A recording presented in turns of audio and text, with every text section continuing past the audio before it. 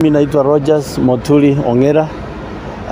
Leo tunataka kukondem kushikwa kwa ndugu yetu mdogo ambao jina yake ni Kebaso Morara.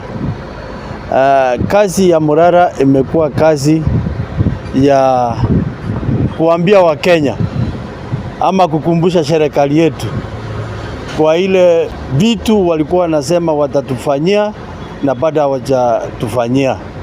So leo tumekuja kukamea na kuambia serikali yetu waachane na mambo ya kushika ndugu yetu Morara Kebaso.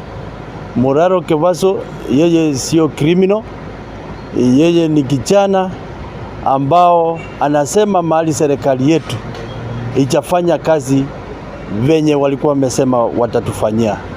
So tunataka kuambia serikali huyo kijana yetu afunguliwe sasa. Kama sio sasa ni sasa hivi.